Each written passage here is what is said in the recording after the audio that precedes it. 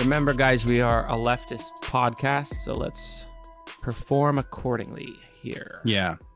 Let's pretend that we're leftists. Thanks for the reminder. No, we don't have to pretend, but we do have to perform it, right? Right. It's true. So we're talking about the All they got is their university. voices. Do you guys see these, the conservatives that are setting up there, like free speech universities? The University of Austin. Yep. Lots of, I think, the usual suspects involved with that. I actually thought that Peterson was going to be part of that, but I guess he's starting his own university too. Yeah, he's doing his own. So they're competing for the anti-woke university space. I hadn't heard much about this. Yeah, what about? But they have some courses that are called the forbidden knowledge courses. Shit, I should have looked into this. I just assumed that they're like studying race IQ and science says there's only two genders, but they're forbidden knowledge. Oh, nice. Do you actually have a list of like topics, or no? Or is that what you said you should have looked into? No, I think we'll push it to next episode. We should.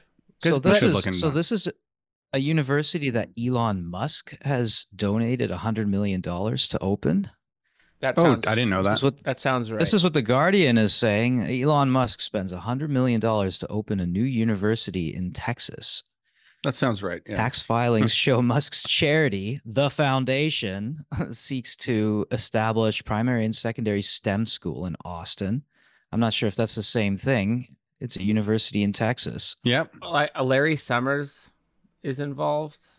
Steven Pinker, and Jonathan Haidt, the Twitter anti-woke guy. Probably Peter Singer. I don't know. Because Peter Singer, you guys know the journal he started, which honestly, like, I kind of enjoy reading it sometimes. It's an academic journal. It's called the Journal of Controversial Ideas. So, like, for example, there's an article about like defending zoophilia. It's like maybe having sex with animals isn't so bad. Hey, or at least I would love to read the paper on that, honestly. I know, that's what I'm saying. It'd be a fun exercise, just like kind of, I don't know. Bubblegum philosophy, you know? So-called 2.0 We can't let the right run away with this though, because we could start our own university too. Plastic pills. Yeah, Pills University. The intro recommended course will be furries, Furry 101. I want to know about furries. I do. Yeah. Anyway, these are the real problems. The real problems that are facing universities are those of ideas. This is what every conservative thinks. Yeah, there are other problems. Yeah, we're doing material problems today because we are leftist. And we also, the Pill Pod has labor action fever this week. So at great risk to himself and his employment status, we have invited a guest onto the Pill Pod for today. His name is Erlich Totberg. And he's currently on strike at a large Toronto university. He's suspected of being an anti-Semite. So we've invited him here to renew one of our favorite pastimes as academics, which is shitting on the university system. So with that, Erlich, welcome to the Pill Pod, and we admire your courage. Thank you for your service. Thank you for the introduction. Yeah, it's been real hard lately.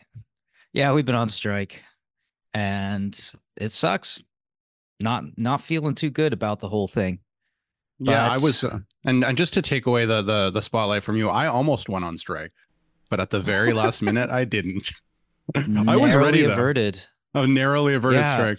You're very brave too, Victor. Some universities care more about their public image. I was very brave. Hey, I signed up to picket. I signed up for double shifts because I didn't want to fucking do like 4 hours every day for 5 days. But it didn't happen. Yeah. What's the world coming to when libs are signing up to picket? Do you have to? Dude, you guys have to pre-sign up for your time slots? I was impressed. I will say with my union is that they were very organized. So they sent out emails to everyone with sign up sheets about your availability, sign up sheets for what kinds of shifts you wanted to take. Like they were very organized. Everything was really prepared. And I actually think that helped scare the shit out of our employer and made them like want to come to the table faster, because I heard that last time we were not organized at all. And like we kind of went on strike and no one knew what they were supposed to do. Whereas we knew everything. Like we knew where we were supposed to be. I got an email the day before, be like, be here at this point. You're like, your picket captain is this person. They'll be outside of this building. Like it was very, very well organized. Obviously last episode, you know, Wow. we talked and I got some shit in our Discord. I was like shitting on like the LARPers in the union, and yeah, I stand by that. But at the same time, obviously, was still supportive of, and I'm still a supporter of labor action, and I still signed up, but I'm still going to complain about it. So. Sorry, this is a podcast about ideas. I don't know if you remembered that. Not action, but just Yes. idle thoughts. Yeah. Good. But anyway, sorry to take away the thunder from Ehrlich here, but yeah, I almost went on strike, so I want some credit for that. Code name, Project Ehrlich. Okay. Victor, leftist podcast. You get your praxis points. You get your praxis credit for not having gone on strike, but for wanting to. But I get my bonus praxis leftist points for filling out my online employee test, which is called Doing the Work, a Guide to Pedagogical Anti-Racism, which I got 100% on, by the way. Oh yeah, good job. Diversity, equity, inclusion. You're part of the solution. Of the anecdotal stories that they gave, I had to identify all of the barriers in place. Systemic versus institutional racism, I actually had to look up because I kind of confused them, to be honest. Oh shit. Uh-oh. Time for some re-education. No. I got 100% on the quiz. I have nothing else to learn. Yeah, it looks Wow. like you do need some re-education. Wow, you terrible person. Anyway, today we're kind of looking at a local instance, but the hope is that the local instance will speak more broadly to the neoliberalization of the university. This is an overtrod term. It's boring to say, but we're looking at a specific case, and Ehrlich, our guest, is involved in a dispute that makes this relevant. There's some Israel-Palestine stuff that comes in there. We're covering noted. Right now or back then? This is 2007, but it Okay, covers. okay. I mean, it's perennial. This is trigger It's warning. perennial. Trigger warning. We're reading noted anti-Semite David Noble, who is also Jewish and himself. Jewish leftist. Go figure. All Yeah. the biggest anti-Semites are Jewish. Everyone knows that. Well, we know that's the shield that Israel uses to fend off criticism, is accusations of anti-Semitism. So we got to be careful because we're not Jewish, but even Jewish people on the left are not, immune to this charge. Apparently, Are you saying someone with the name Ehrlich Todberg is it's not? mostly just a therapy session for me because I need to blow off some steam. It's been shit. I want to get back to teaching. You guys avoided your strike. It would have been nice to have the solidarity of two strikes, but I know. I actually did feel a little bit bad because I Can you knew that do? if we went on strike, it would have definitely put the heat on you guys. And like, not to get into the technicals, but I got really curious, so I kind of looked into it, and it feels like you guys are really like dying on the hill of retroactive pay. Okay, sorry. We can't get into these. These details are going to be too boring. It's an international audience, but we Right. do want to Well, hear imagine- though, your trauma, Eric. Yeah. Ulrich. yeah. I mean, imagine if your government puts out a bill that says public workers can only get a maximum of a 1% raise per year, which is not even up to par with inflation. And that happens. And then the bill gets struck Not down even as, when normal inflation is happening too. and then it gets struck down as unconstitutional. And then a little while later, you're renegotiating your contract for the next 3 years to see what your raises are going to be. Well, you might want to go back and say, hey, since that was an unconstitutional piece of legislation, maybe we should, go back and sort of tweak the last agreement as well. But your employer wants to sort of hide behind unconstitutional legislation and say, no, let's just leave it where it was. And we say, well, that's not fair. And they say, well, too bad. That's life. Well, I guess that's the point of this, right? You got to fight for what's fair because nobody's just going to give it to you. That's the basic outline. Bill 124. It was unconstitutional. Yep, for sure. You'd get some more money. It's all about the future, I think. Maybe we should just drop that, but I'm not a bargainer. I'm not one of the pros who's doing this. So Yeah, I mean, we ended up getting money that is like takes into account all the lost wages, but the thing is, it's not retroactive. So we got like a big pay bump of 9%, which is actually a nice for me because I took on a tremendous number of hours this semester, which means all my payback to January is going to be like This 9% is higher. just one event in the long history of the privatization of universities. Yeah, like Pill said, neoliberalization. There's the pivot that I'm looking for, because this is happening everywhere. It's not about the 9% so much as privatization of university. And really, I'd say, because it references what I care about. So what I'd say is like, this is the secret of the university, or the secret idea of the university, which is obviously not a secret, but it's just to say something like this article says, that the university serves this necessary public function. It is where the advancement of learning takes place and the dissemination of knowledge. And it needs to be in society in the interest of the intellectual, spiritual, social, moral, physical development of the community and the betterment of society. So this is what I'd call, as I've called for the death of art and the death of Western civilization, this is like the university's death of the idea, because no one believes that the university is actually in the business of the intellectual, spiritual, social, moral, physical development of society anymore. Maybe that's how it started, but whatever it is, it's not going very well. So something is dead when we don't believe in it anymore, or its animating idea anymore. And I guess that's what I'm saying. But now we're going to check out some of the details as to how that happened. And it's public-private. It's just details stuff. Yeah. Well, that's the pitch, right? It's not a public institution. It's a public-facing private institution. And the board members are not public servants. They are private actors who just have a stake in this now corporate-like entity, this corporation-like entity. And I mean, I guess, the terms are set out right away. Is it a public sector or is it a private sector issue? Is a university, and you could expand this to a lot of different institutions, especially in Canada, because we're, super socialist up here, but of course in the States as well and everywhere else. Are your hospitals, for example, are they private sector institutions or public institutions? Well, more and more, the people who run those places are kind of pitching them as private sector, like public facing private sector. They still get loads of public funding, but they want to rely on that less and less, and rely instead more and more on private donations, and thus maintaining their autonomy from the government and from that original mandate type of thing that Pills was just talking about, for the betterment of society, for the intellectual, spiritual, social, moral, physical development of the community and the people who attend these institutions. It's that old problem. Which I think, like, we're all humanities degree people. I think it's because we believe in that idea somewhat. Do you guys believe in that idea? Isn't that why? Which one? The one, like the stated ideal?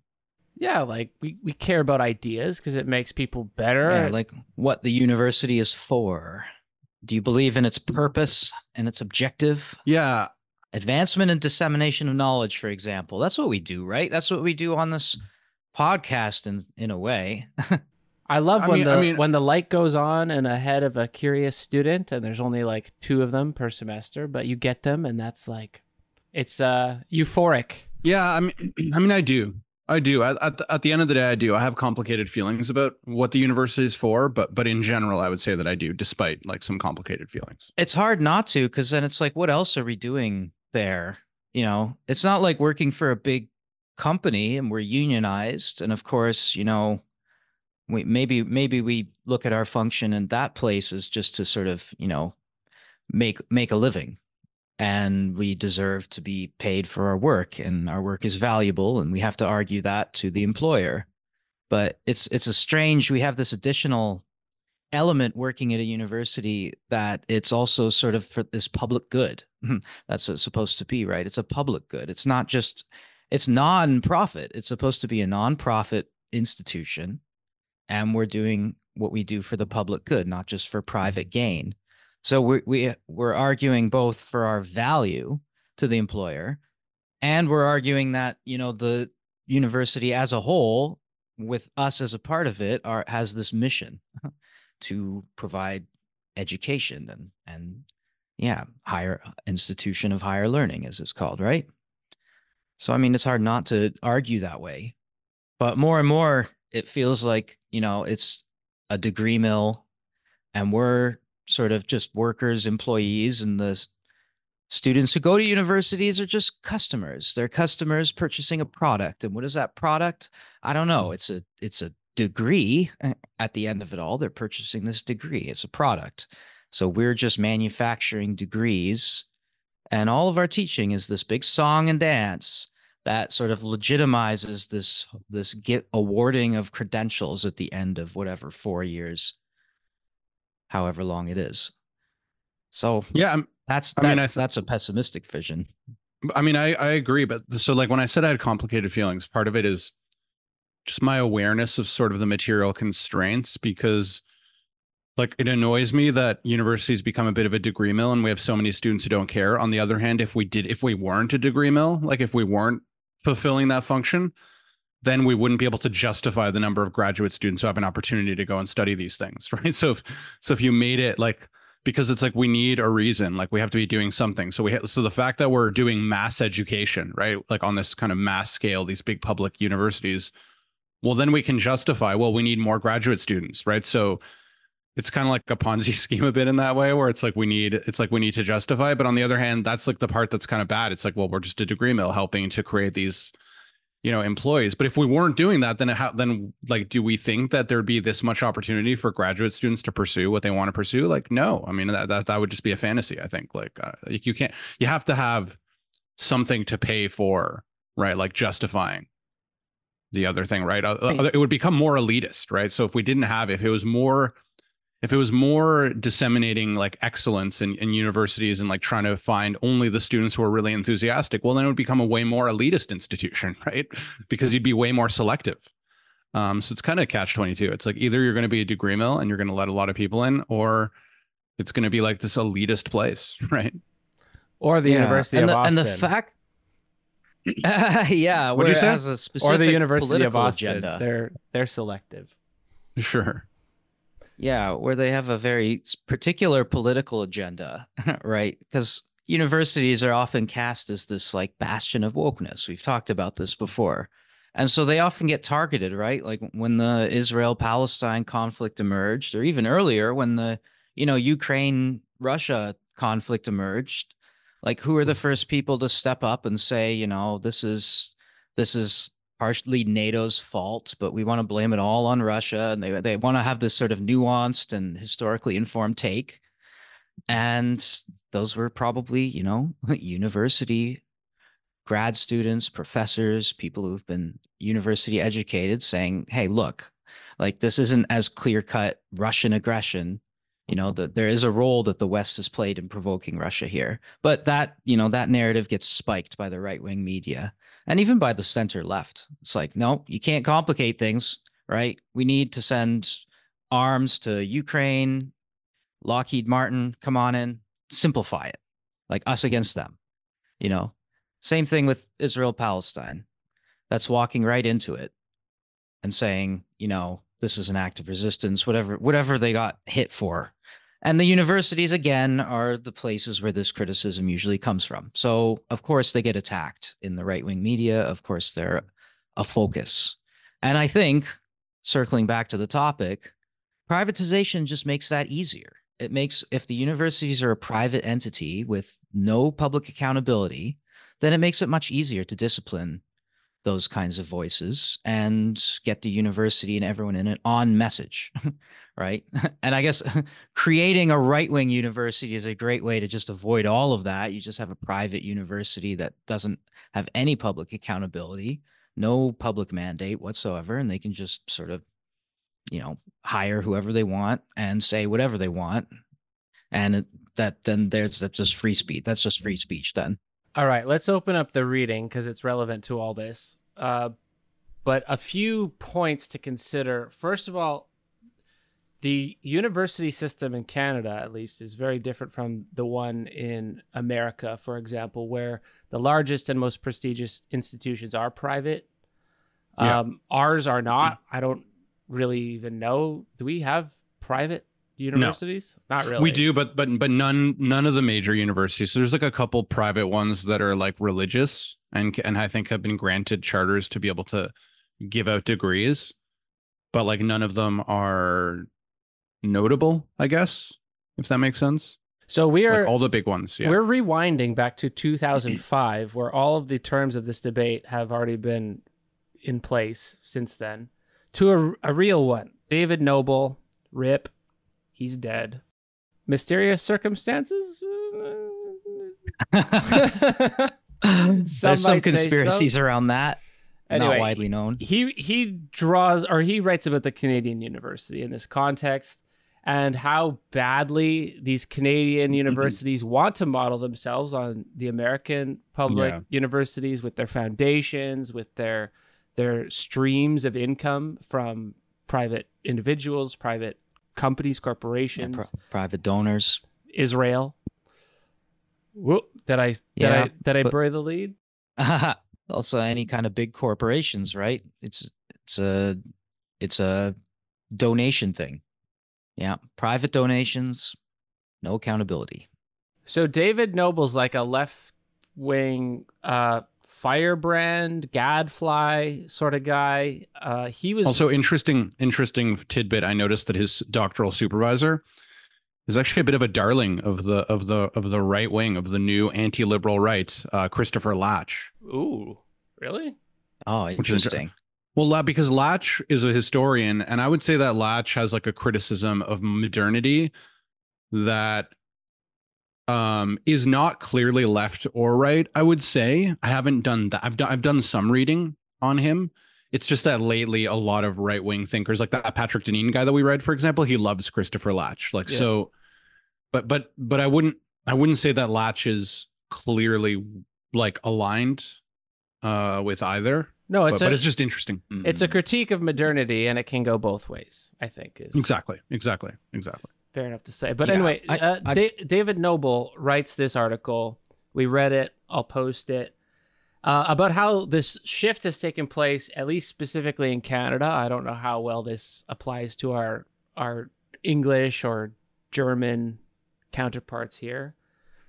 But how the privatization, or universities are public institutions that want to be treated as private. So he spends a lot of this article describing how difficult it was for him to see the terms of an agreement between the government and the university, York University, to get grants, or they got grants in the millions of dollars. I think it's like $40 million or so, about building this thing. And there's no public scrutiny. It's not available to the public. He's an employee of the university. He's trying as best he can, talking to the, what do you call it, the finance department and the president, just trying to get the details of this deal. And he can't do it. And that's just kind of what sparked him off in this direction of like, who's really pulling the strings around here? Or in his terms, what is the tail that is wagging the dog in this case? Yeah. And just to give it a smart spin, this is him exercising his public intellectual rights to bring in some Kant, right? As private workers, we do our jobs and we do whatever we're told, right? And then, we're exercising our public reason and we critique what we are doing and how our jobs are going and how they're being run. So that's what he's doing. He's exercising his rights as a public intellectual to criticize, as anyone should be able to criticize their employer and the government and whatever else impinges on how he's doing his job and how he thinks it should be done. And I guess to skip forward to the end, what he discovers is all these board members that are on the university board are also like private business people. And then there's like a separate entity that is controlling the money and being given money. And there's like land sales, because like, at least in Toronto, these universities that we have up here, they're sitting on billions of dollars worth of land because they're huge. And they're, Toronto is one of the most expensive real estate markets in North America. So they're sitting on these billions of dollars of land. There's like sales going through. There's these private building contracts going through. that are connected to people who are connected to the people on the board of the university. And he's trying, like, butting his head up against the wall, trying to figure out who's getting this money, where's it going. It's coming from the government, so this is, quote unquote public, but it's operating more and more like a private corporation would, as opposed to being transparent and, having a responsibility to the taxpayer dollars that they're receiving. Yeah. So if you're going to a university, you should check out how your university's government structure is, what the governance structure is. So is it, bicameral? Does it have like two governing bodies, right? One of those governing bodies might be for academic decisions and the other one's for business decisions, right? So you might have a Senate that does, academic stuff. They make decisions based on like academic integrity, right? Like anything that affects the integrity of the university education there, that's their prerogative. And then the board makes the financial decisions. And one of the dynamics of this is, and I'm sure the States is way ahead of us on this, but one of the dynamics is since the 1980s, right? That board of governors has more and more been stacked with private, CEOs, private industry leaders, bankers, big business people. It's been completely stacked with people who have, heavily invested in the private sphere, right?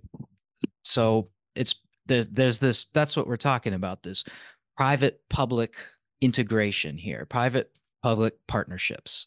And it's happening in our hospitals as well. It's happening in a lot of institutions. It's encouraged by the government.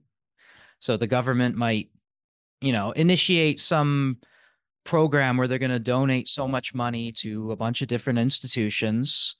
And those institutions also have to bring private actors on board as well and make partnerships with those private actors to say, I don't know, build a new building on the campus or something like that. So the government will contribute so much money if the university can also, onboard some private partners and get some donations from them to build these buildings as well. And this encourages further and further integration of the university with the private sector, and more autonomy from the government and from the public interest. And here is the sort of roots of the problem. And like I said, I'm sure America is maybe ahead of us in some of these ways, where their universities are less and less accountable, answerable to the public and to the government, and more just sort of independent. They have their own sources of funding. They don't really need the government money, but they still get it. And maybe the government doesn't really care. They get a little bit, but like most of all the big schools, right? All the Ivies, for example, right? Those are all private. And I remember I had a professor who went to Yale, Joe Cairns, and I remember I was in his class and he started just talking about, I think he went to Yale and he was just talking about Yale and Harvard and if you look at their endowments and how they operate, I mean, for example, like Harvard's endowment is 50.7 billion. Okay. So like compare that to York's, which I think is like 600 million. And he was talking about it. He's like, and if you also look at the enrollment too. So the enrollment, like they only they have 7,000 undergrads. Okay. So they're not even doing mass education. And basically the way he described it is like, really these Ivies now, because they just play around with money.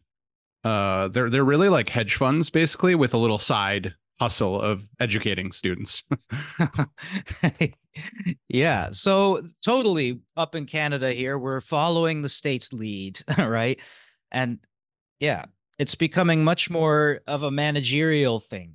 Our administrators are jealous, right? They see these admins down there making all this money and they're like, why not us? Exactly. Yeah, exactly. So by the 2000s, we have this huge problem of the privatization of higher education. And what do we do about that? I have no idea, but this is just pointing up the problem here. Yeah, we're saying, more and more financial decisions are governing the directions of the universities and the board of governors decisions rather than, academic decisions that would be within the sphere of the Senate. So more and more the board is just kind of taking a corporate marketing and management approach to running the university. And I'm sure, again, this is across the board. This is an industry-wide issue, but it's a problem, right? Because, you know, of course, where are they going to put the money? In the humanities? Fuck no. They're not going to put the money in the humanities. That's where all the gadflies live, right? They're going to put it in STEM. They're going to put it in research units where they can, corporations can kind of shop around for research pools and partner with universities and bring in tons of money that way. And they're also going to be just job training institutions, which is not in itself a bad thing. Like, I don't want to fucking put down colleges and polytechnics. That's great. Yeah. But, we need a clear distinction. Like, universities do this, polytechnics do this, and colleges do that. But who's going to do the critiques, right? You get no general education, because that's what, I guess that's a lot of the bread and butter of these humanities is we run these gen ed courses that, you're forced to take as an undergraduate. Whatever you're in, you have to take a certain amount of gen ed or, foundation or whatever they call them, courses in, say, history or philosophy or something like that. Yeah, there seem to be, the humanities are an obstacle to getting your degree. You have to go through them. But yeah, do you think, who wants to promote critical research? But do you think, as the system exists, do you even think that they do promote critical research? What do you mean by oh, you mean like being like critical? Well, I mean the way like critique, yeah. The way Ulrich is presenting it is like, oh, this is still a bastion of critique. When I'm looking at it and I go, like, they're doing the same stuff, they're just doing it worse. I mean, I think there's still a lot of space for it. Okay, so I don't, maybe it's not the same, but I certainly wouldn't say that there's like strong forces, like kind of saying you like limiting what kinds of things people can research. Yeah, there's still huge swaths where it's fine. The academic freedom thing is actually the argument that the universities make against the government, which is like, you can't tell us how to spend their money, despite the fact that they're corporations. But they're like, we can't have government intervention because this is a place of higher learning. It's a place where we pursue our own interests. And they use this as a reason for why the government or the people shouldn't have a say in the way that the money is spent. But then the money is spent on, new buildings and selling land, buying land, this kind of just menial day-to-day corporate corruption, finding the loopholes, making your friends rich, making yourself rich kind of shit. Look, I think there's forces at play that some of it has to do with also the way that the government funding structure works, because I think that also, to kind of try to get into the head of some of these administrators and what they're doing, I think some of them are also probably just like afraid of insolvency, right? Like, I think, wasn't there that university up in North Bay, like Lakehead or the other one, right, where they like ran out of money, even though they're government funded university. So like, I think like some of this is motivated by, just like the incentive structure. It's profit, but it's also like, kind of financial stability as well. Like, because I guess there is always a risk that if things turn around, that like, they could become insolvent. I think there's a level of mismanagement of funds there that is also behind that. And, without the oversight, right? Like, when you have these foundation units, like, when universities and hospitals have these definitely private wings where they can receive donations and they are immune to freedom of information requests, and there's no oversight where the money is coming from and what the terms of these kinds of agreements are, because they involve, private sector actors, and they make this argument to say, well, okay, there's commercial interests involved in this agreement, so we can't reveal it. And what David Noble says is like, I looked at my dictionary and commercial means for profit. Yeah. And the university is supposed to be a non-profit organization, but more and more they can just sort of smuggle in corporate interests, commercial interests, and then hide behind the privateness of what they're doing, right? And then they can dodge oversight. And, by the time we're able to get an inquiry into these things, it's too fucking late. Like the money's been spent or it's tied up with some ridiculous project and it's draining out, right? And there's not really that much you can do, which then the government has to come in and bail them out. And that's not going to look good. You know, our conservative government's not going to do that because they don't want to have that. They don't want to have that responsibility. They're trying to cut back public spending, which is the whole point, which is what got us into this situation in the first place, was finding these fancy ways to cut back on public spending and make the universities more financially independent. That's the key thing there, is the financial autonomy, which also means autonomy in all these other respects as well, which is, again, not good for the basic idea of teaching, spreading information, academic freedom, and betterment of societies, right? Even if we don't believe, maybe we can be critical of those as objectives and goals, but privatization and corporatization is not good for those things. And I think it comes out, one of the symptoms of it is these labor disputes is another one, right? Because they want to cut down on their bottom line, just like any corporation. What's a big area they can cut out? Labor costs, right?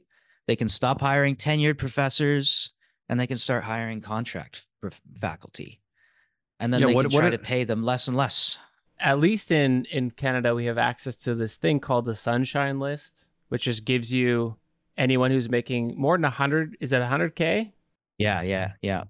Over 100. You can see anyone's salary if they are like a quote unquote public employee over 100K, which just means the salary from the institution, not from kickbacks, not from their private relationships and all that. But yeah, the administrators of these universities are just so incredibly they're making like $500,000 a year and the people that they're disputing with in a labor dispute are making like $30,000 a year. So this is one of the sources of ire from people who are picketing, as it always is. The CEOs like raking in all this money and being like, we can't pay you. I'm sorry. And this includes like presidents who are retired, like one of the highest paid employees of York University hasn't worked there in 4 years and he's still making $500,000 a year. And then they tack it under like fundraising or whatever they do. But yeah, there's no actual faith in the idea that this is a betterment of society. It's let's just call a spade a spade. It's a racket, and it's a racket for the rich and for the friends of the rich to turn public money into personal profit. Same as it always is. I mean, I will say that. Sorry, I was just going to say, and just to be clear, none of this is like secret information. This is all easily available on the internet. If you just do some searches, you can find all kinds of things about this.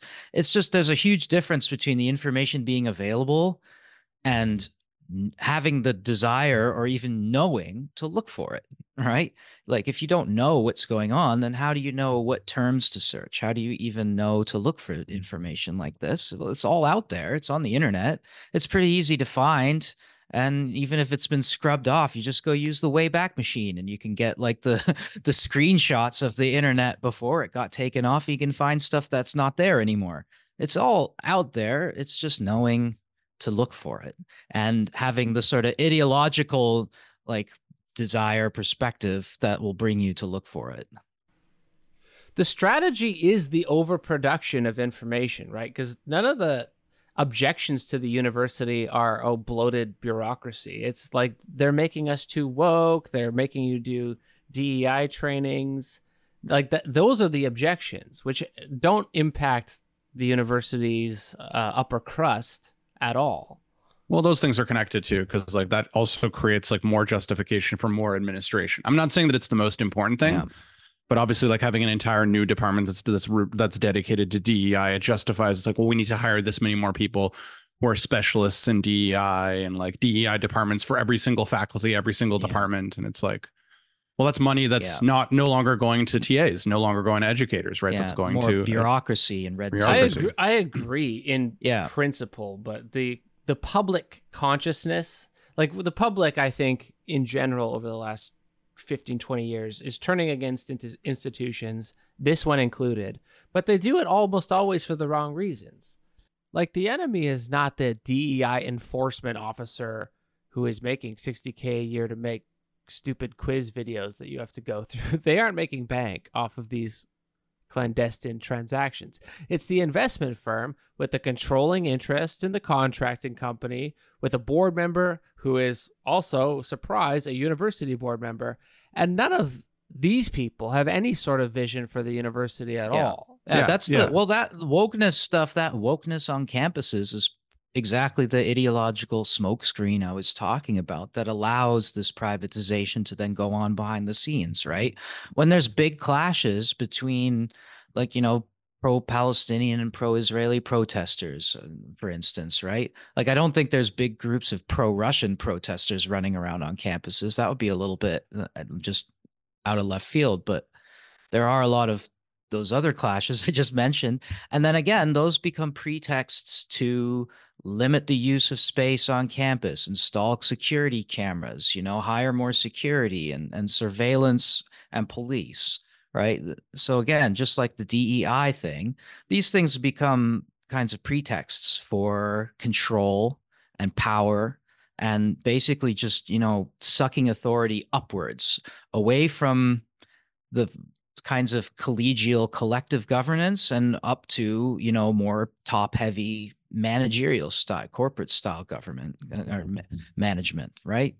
So these are all sort of strategies that have been employed in the past to, privatize and corporatize.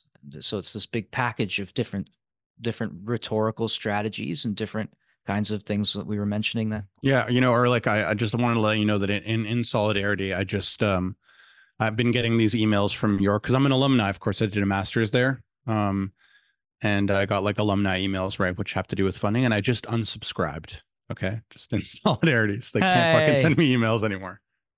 To bring this back to the article, I mean, the Israel-Palestine thing, before I even moved to this province, I had heard about York University because of I don't know if it was violent. Was it violent? I guess there was a police crackdown. So for context, this is a 2005 article, way back to before Hamas even was a thing. And York University has a large population of Muslim Arab students and a large population of Jewish students. And I think it came to blows, is what this article says. I think I remember seeing this. Do you guys, am I off base there? No, you're right. There was a clash of protesters and the police were called. And I think a lot of the police violence was directed towards the Palestinian protesters. And yeah, that was just before my time though. But yeah, it was, and that was one of the pretexts for limiting the use of campus space, was to say, okay, well, oh yeah, you're not allowed to protest there. Yeah, anymore, like right? you have to there needs to be more oversight and procedure in place for renting out space. So limiting the freedom to gather and limiting the freedom to protest. And the point is, right, becomes a kind of power game, power struggle. And, the people with the more power and the more funding are going to sort of impose these regulations on the people with less power and more marginalized voices. So speaking of marginalized voices, and damn me if this isn't relevant, but after these events took place, a pro-Palestinian activist, also a grad student, he was banned from the campus, I think suspended for 3 years, I think directly by the president. No hearing, no appeals, no day in court, so to speak, just banned. So in response, David Noble, he's a prof, badass. He just hires this person as his research assistant, and as the conditions of his job as a research assistant, he has to have access to campus, to the library, to all the stuff that he had before. And then he was branded, or he did some research, it says, and he discovered, quote, a significant representation of Canada's pro-Israeli lobbyists and fundraisers. Might this be an explanation of the targeting of pro-Palestinian activists? I wondered. I published my preliminary findings, which included information on other matters also, such as the notorious land deal and half-baked plans to build a football stadium, in a 2-page leaflet entitled The Tail That Wags the Dog, the York University Foundation Suggestions for Further Research. So immediately, this is a tried and true strategy. He's branded as an anti-Semite and a bigot by York University and the Canadian Jewish Congress, despite, again, the fact that he's Jewish.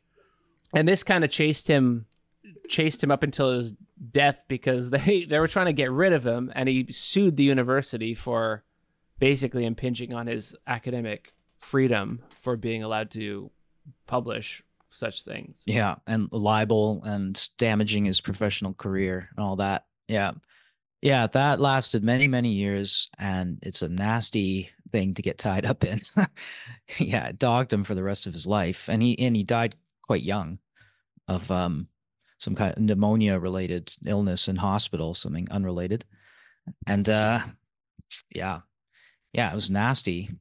I think this pamphlet that he handed out was probably, he's if you look at his Wikipedia page, he has a long history of getting kicked out of different institutions and having job offers rescinded, and all that sort of stuff for yeah, exactly. He's a really kind of just dives in there with his opinions, kind of whatever may come. And he's brave for doing that. So he's ringing the alarm bell, but he puts it really nicely here. The changes were too subtle, abstract and arcane, and far removed from the realm of action.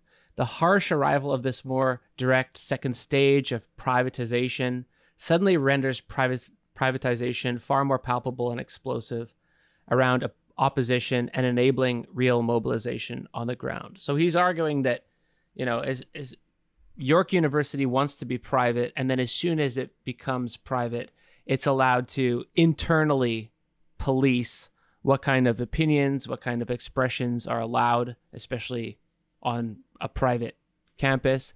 And it tends towards the moneyed interests in the end, which is, the so moneyed interest. He's not saying that the Jews control everything. He's saying that the pro-Israeli lobby is disproportionately deciding on the policies of protest on campus. Yes. Let me be clear. Yes, it becomes one-sided, and he does end on a positive note, though, saying that during this now second stage, which he figures began around the year 2000, the sort of second stage of more direct privatization, where I think this stage is definitely marked by the creation of the private funding wing, the foundation, the private donation reception wing. The second stage of more direct privatization has also made it more palpable and more explosive, as was just quoted.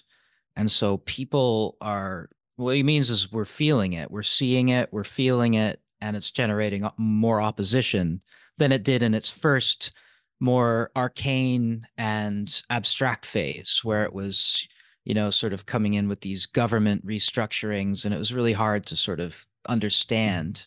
But now it's much more ham-fisted and visible.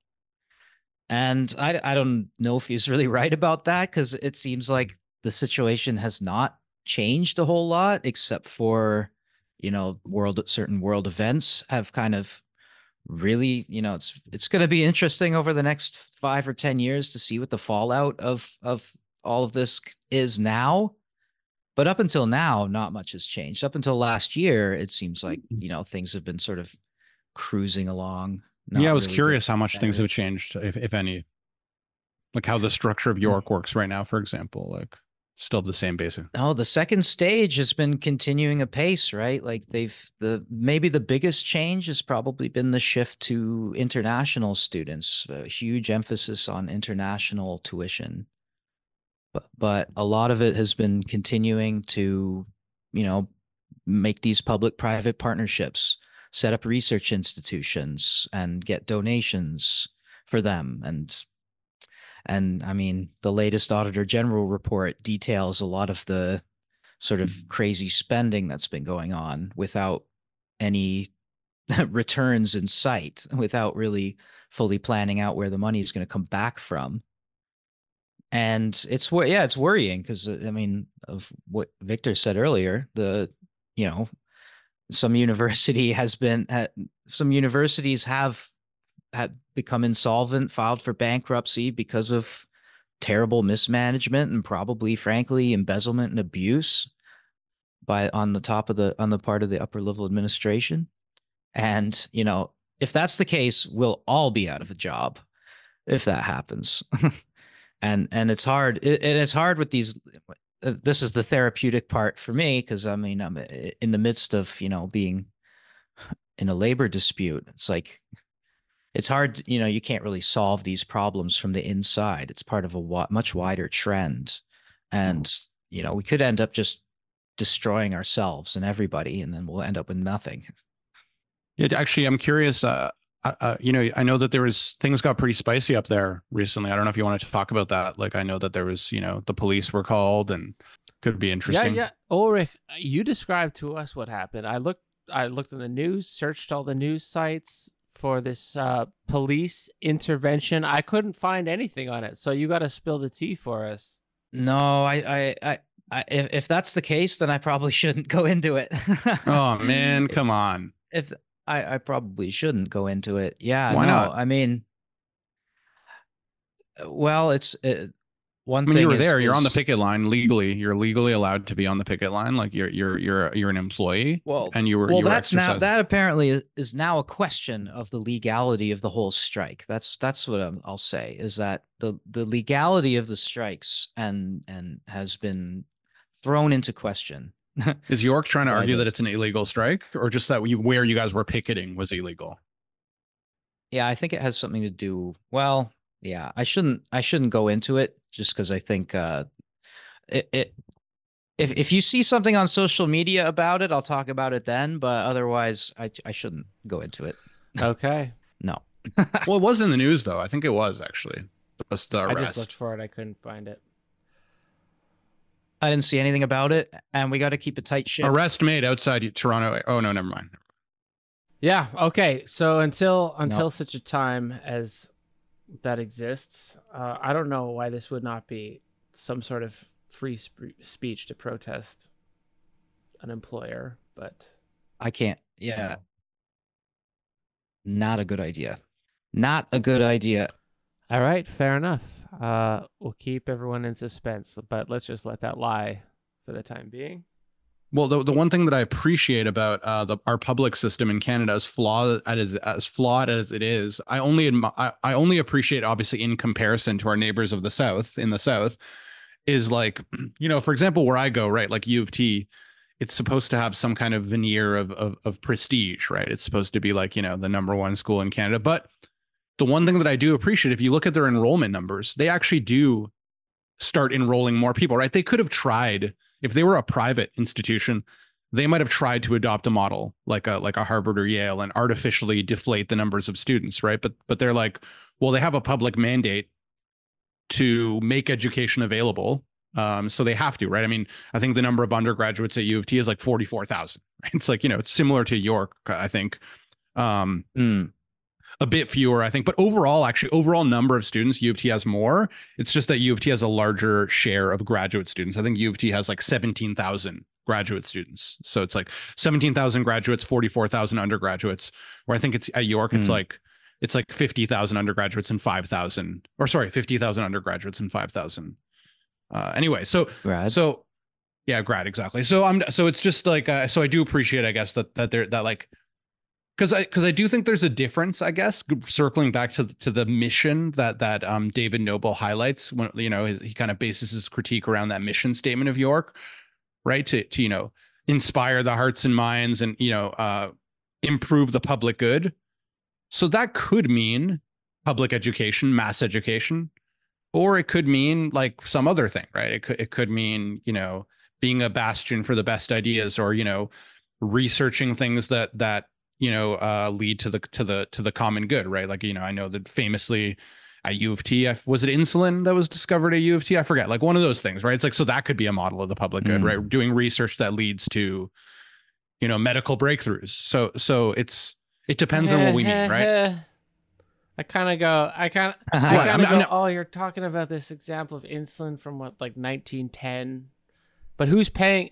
Yeah, who's like paying for that research now? It's not. Yeah. Oh no, for sure. I'm not saying I agree with it or like I buy into it. I'm just saying that when we say when we invoke this category of like the public interest, I'm just saying that it could mean a lot of things, right? And I think that it gets a little bit confusing when all of us who really appreciate high standards for doing excellent humanities research and we complain about the quality, right? But I think there's maybe a slightly conflicting value of mass education, because mass education might just mean that the quality of certain things is going to have to go down. We don't even own the copyright for our own work if you publish a dissertation.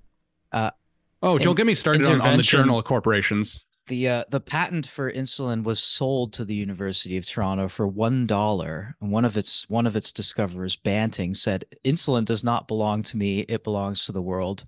And oh, how that's changed. Yeah, well, that was actually his choice because he discovered it, but he sold it because I think U of T promised to make it like available, basically publicly available. So he sold it to them. That's the idea. Yeah, even talking about growth. Exactly. But that was also 100 years. The other argument. Yeah. I mean, talking about economic growth is difficult because that's going to prevent, then access to education, that kind of growth. We want to actually like more people to have easy access to education. And I mean, I've heard the other argument, we have to educate our population so we remain competitive with other countries, so we don't fall behind in the great global crab bucket that is capitalism. But again, that's a competitive, profit-driven kind of argument, right? How do we make like a Marxist materialist argument or some other kind of leftist progressivist argument that doesn't appeal to global capitalism, basically, as like, well, that's the system we have, and that's that's where we need to survive. So the university needs to do this or that. We need, like, that's what I was toying with Benjamin's author as producer, because, the ability to write and critique your job and write about your job and understanding not only how to do your job, but your place in the general mode of production. And so you need this sort of wider education that gives you a historical and a materialistic understanding of your job as well. So you have this broader education, and that maybe forms the basis for a kind of revolutionary proletariat consciousness where you're producing people who are also artists and authors, author as producer. Or even just the Kantian, what is enlightenment, right? Where, we're training people to also be able to be public intellectuals and exercise of public reason. I don't know. I'm toying with other models for what the university should be able to do for people. Yeah, I mean, but that original thing is. I think difficult. The idea is dead. The process will continue uninterrupted. But if there were a way to combat the process, it would be to appeal to something like a humanism, that everyone has a right to this education. They have a right to being enlightened, to encounter new ideas. And that's kind of where the university originally came out of, although that's dead. So I mean, did it though? Like, I mean, I agree that's kind of what I was getting at before, because that was the ideal, but it was also incredibly elitist back then, right? Because the people who actually had access to the university was far fewer. So it was like an elitist ideal. It was an elitist humanism, right? So it's just the reason we have free education from K to 12 is because of liberal humanism. So yeah, of course. But I'm just saying, like, when it comes to the ideals of the university, like, I don't know that the university it might have valued different ideals. Like, when U of T gave away that, or when Banting gave that patent to U of T, right? I'm sure. Yeah, it's a great humanist ideal, but I would guess, I mean, I could be wrong, but I would guess that U of T as an institution was probably a lot less accessible to the ordinary citizen than it is now. Sure. But what I want to say is, like, this is not an economic solidarity. So rather than a leftist critique, the humanist critique is that when we're currently pitting knowledge workers and these weird CEO types that are kind of aliens to the history of this institution, but they're pitted against each other rather than being in solidarity for what the founding mantra is. Now, I'm not an idealist. I don't believe that that mantra exists or even that it ever existed. But the reason that there's conflicts like labor disputes over things like, I'm going to teach the history of Western civilization from 300 to 1500. The reason that there's dispute over that is because they don't care about those humanistic ideals. We do. I do, even though I say I don't. But, in an ideal world, this would be a source of solidarity. Is like the university does matter. It matters for these reasons. All the old curriculum of the humanities, learning your math, learning your history, learning your theology. But we don't have that. We can't reverse it. I agree. Sorry. Pessimistic. No, I totally agree with you. I just wanted to, I'm glad it's helpful. I think that you said the humanist ideal is distinct from like the other, I guess, more materialist ideal or something. I agree with you. It's just, I just wanted to be able to distinguish those things. And I think that's exactly sort of what I meant at the beginning when I said I had complicated feelings, because I think in my mind, I do feel the pull of both of those ideals, right? Like the kind of accept the universalist ideals of making education materially accessible to everybody, but then also the kind of humanist ideal of like what the university could be at its optimal or something as a bastion of ideas of like liberal arts, Well, if everyone could benefit from what universities do, then we'd be much better off. Hey, that's not what we're doing by having an educational podcast that costs $5 a month on Patreon. Or you can, take your money. I think you can sitting take your around $6,000 and go enroll in the University of Austin, Texas, and you can learn how to measure people's skulls and test their IQ. I think us sitting around having our conversations, and they're relatively not scripted and very minimal structure, and really just kind of simulating how we might talk if we encountered each other in the corridors of our institutions. Is maybe it at least brings the university a little bit more down to earth. I get to express my vulnerability and my discontent with the situation that's going on right now with the strike and the work and the difficulty it is to actually, do my own research and I can't teach now. I can't read what I'm supposed to be reading. Are you doing, wait, why can't you read what you're supposed to be reading? Well, I can, but for what purpose? Like the classes are not on. Oh, okay. Sorry. I thought you meant for your own research. Like obviously for the stuff that you're doing. Well, that's difficult too, right? Because it's so stressful. It's like, having people yelling at you, having, imagining everybody hating you is a really not a very encouraging situation. No, that's fair. That's fair. It's kind of funny though you said that, just because one of the reasons I was actually slightly like looking at the bright side of going on strike was that, and this maybe only applies to me because I'm taking on an absurd number of hours this semester. So I was like, sweet, if we go on strike, then I don't have to worry about any of my TA duties and I can just like get to those revisions. Yeah. Ulrich, if you're so brave, why are you coming onto this podcast with a fake name?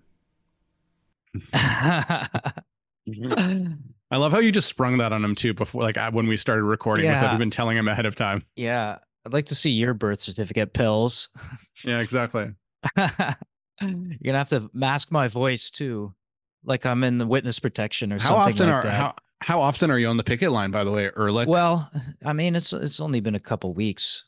Have you been doing 20 hours though? I did exactly what you said you would do, is get it all done right at the first 3 days. Yeah. And then now I have the rest of the week off, and hopefully I can shake off the upsettingness of the whole situation and just get down to it, get down to doing my work that I need to do. Yeah, because doing your own work is not crossing the picket line. I'm a real sensitive dude, and when I'm getting this kind of antagonism, it's hard to focus. It's hard to maintain morale and drive when you're sure when you're fighting with your mommy and daddy. Is the picket line intense? I've never been on the picket line. That's the other thing I was slightly excited about. What? Like, You've never been on a picket line? well, I've never had to. I've never been at a school where there was a strike. Like when I was at York for the 2 years, I think I was in that gap where there was no strike. When I was at Ryerson, there's no strike. Yeah, when I was at Ryerson, there's no strike. TMU rather, and at U of T, yeah, like there's been there was almost a strike in my first year, and now there was almost a strike, obviously. So yeah, I've never been involved in one, so I don't know. Yeah, I never got to experience the ecstasy of being on the picket line. It's a real mixed bag. There's a lot of solidarity because you're out there with everybody, right? So you're talking to people, you're all in the same situation. So there's a lot. I mean, it's not great, but you're all in the same situation. Are you guys chanting the whole time? A sense of community. No, I was going to say it goes from this sort of sense of community to like extreme boredom, because all you're doing really is just walking around in circles all day. And yeah, that's what I figured. There's the hecklers, and there's the aggressive people to deal with, which is really demoralizing. And then there's the people who sort of honk at you and wish you well. And then there's the other unions that sometimes drop by and sort of offer support. So it's really just it's a fucking emotional roller coaster. And if you ever experience it, you'll be very nervous your first time too. It's not, it's not something you just walk into, go, yeah, let's do it. No, some people are like that too, but other people it can be very nerve wracking. Like it's strange. It's a weird experience. If you've ever been in any job where you're sort of, you're working for this person and then suddenly you're like standing in front of their car, not letting them into the property. Like it's a weird fucking thing to do. Are you guys actually blocking people from getting onto campus? Is that what? Oh yeah, it's a picket line. Yeah. Block. There is blocking involved. It's a little bit complicated, but yeah. Meanwhile, the university admin's happy because they don't have to drive into the office and they get to collect their $500K a year paychecks. Yeah. Weren't the faculty ordered to go back? Like the tenured faculty were ordered to go back and teach? There's some stuff that's, I don't know, it's some of it's so complicated too. After the first 6 days, it enters like late strike phase, and then there's different rules, and each individual department can make their own decisions about running classes or not. But again, that kind of changes because, the governors try to, encourage different things to happen. Basically, they want as many classes running as possible. They don't want individual decisions to be made. It's a mess. I don't understand. And then you get all the emails from the deans and the interested parties trying to keep everything going, which is to undermine the solidarity of workers, being like, oh, you want a scab? Never in those terms, of course. Is there really scabs? Yeah. Is there really scabs? Does that happen? Yes. Yeah, there has been. You go into, I think in 2018, they go into classrooms and they try to run their course without them. Wait, but are you talking about, okay, so yeah. So I'm not surprised by that. I'm not surprised that because the faculty is a separate union, right? So they're not on strike. I still would object. I think it's wrong for them to work, but I thought you were talking about like other TAs who are going back and running tutorials, and that I would be like, whoa, like that's fucking straight up scabbing because your union is on strike. Well, right? They do that too because they're separate. Well, that's supposedly an option in the union. And so the university or the bargainers will offer like secret deals to one part of the union, like really good ones relatively.